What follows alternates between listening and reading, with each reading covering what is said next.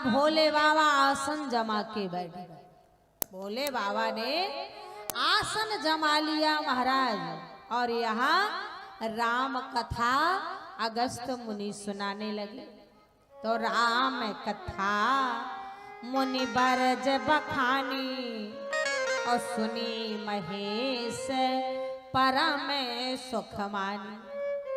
परम सुख मान करके कई दिनों तक कथा सुना। जब कथा सुना, कथा विश्राम हो गया, तब महाराज भोले बाबा ने विदा मांगा। मुनिष्य ने विदा मांग त्रिपुरारी, और चले भवन संग दाक्ष कुमारी।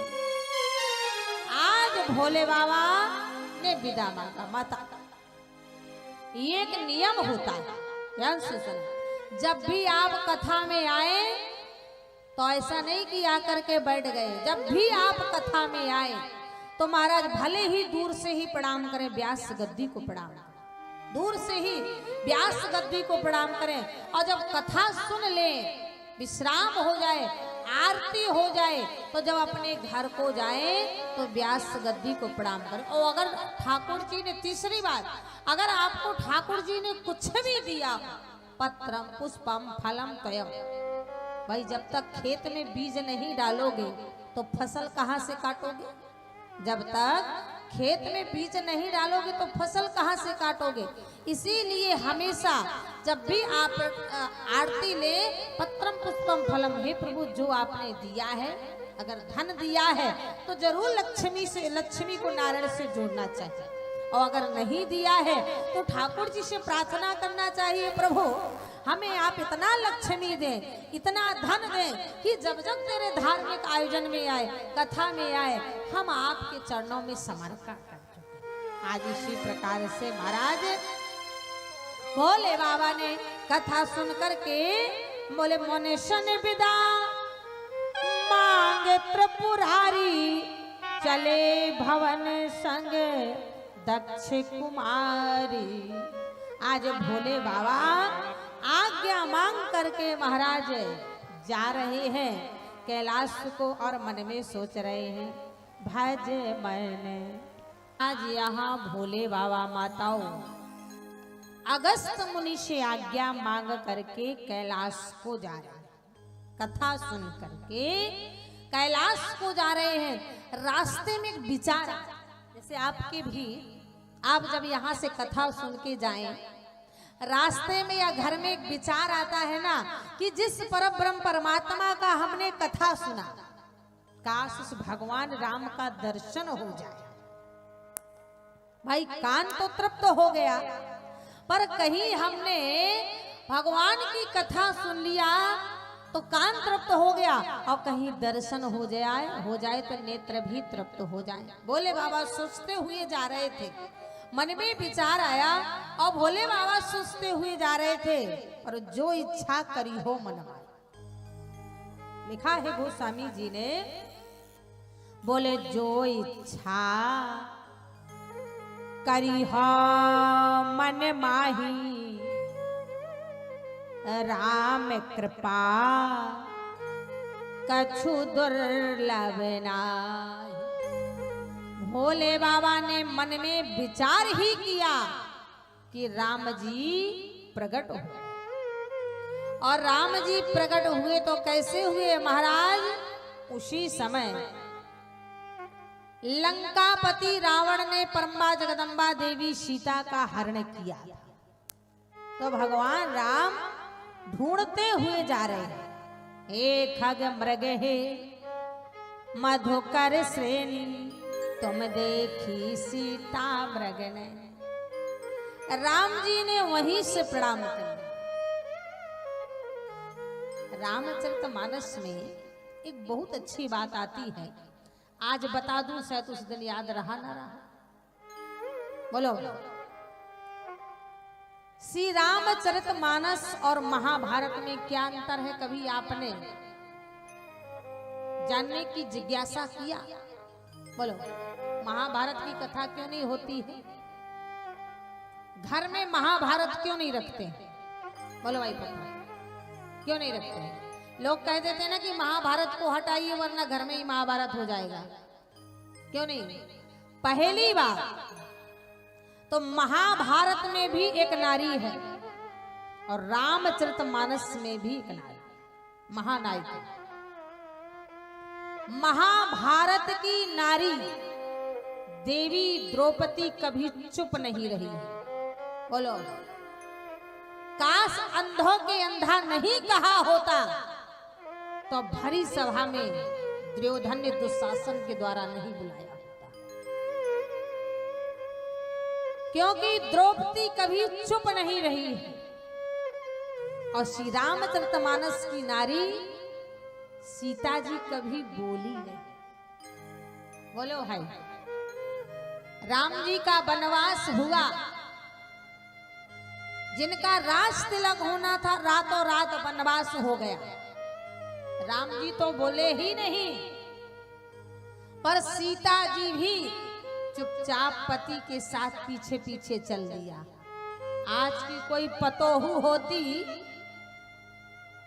तो सास के बाल पकड़ के कहती, अम्मा तुम बाबूजी के साथ वनवास चली जा, हम ना जा। वनवास जाने का तुम्हारा समय, हमार ना। आज की कोई पतोहू होती तो सास ससुर को ही घर से निकाल देती। लेकिन धन्य है मां जगत जननी, देवी सीता ने एक बार भी नहीं कहा देवी कैकेयी से कि मझली अम्मा हमारा कसूर क्या है। बोलो, 14 साल वनवास में रही, पुनः अयोध्या आई, राजगद्दी के अयोध्या के सिंहासन में बैठी, गर्भ अवस्था में। प्रजा के कलंकित करने से राम जी ने मुख से नहीं कहा था, पर अयोध्या का सिंहासन अपने पति श्री राजा रामचंद्र जी का मान रखने के लिए रातों रात अयोध्या को सीता जी ने छोड़ दिया। ऐसी कोई नारी हो सकती है? तो देवी सीता कभी बोली नहीं। तो रामचरितमानस को इसीलिए हर घर में रखा जाता है, पाठ पढ़ाया जाता है, प्रवचन सिखाया जाता है, प्रवचन बोला जाता है। और महाभारत में देखें महाराज, महाभारत क्यों नहीं पढ़ा जाता? महाभारत में एक और देखें, जिस समय देवी सीता का हरण हुआ, जिस समय देवी सीता का हरण हुआ और देवी सीता ने चिल्लाया, हा जगे एक वीर रघुराया, केही अपराध विसार्यो दाया। देवी सीता ने चिल्लाया तो गीधराज सुन आरती बानी, रघुकुल तिलक नार पहचान। महाराज, सारा जंगल के जीव जंतु पशु पक्षी इंसान तक चुप हो गए। पर महाराज, आज यहाँ एक मांस खाने वाला गीधराज दाड़ पड़ा। महाराज, रे रे दुष्ट ठाण किन होई,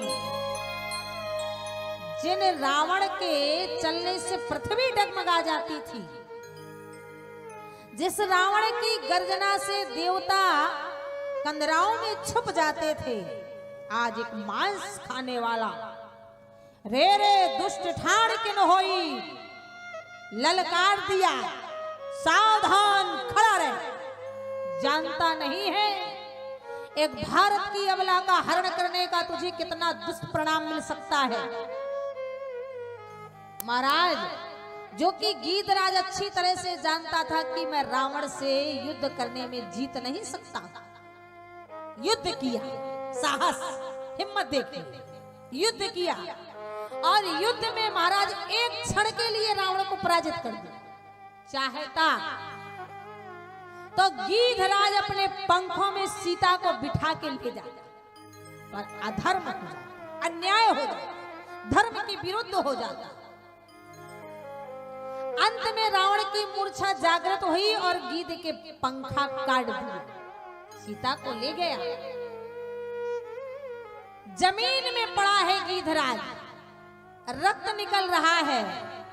मृत्यु देवी आई, गीधराज ने ललकार दिया, खबरदार जो मेरे सामने आए, जो कि गीधराज को इच्छा मृत्यु का वरदान नहीं था।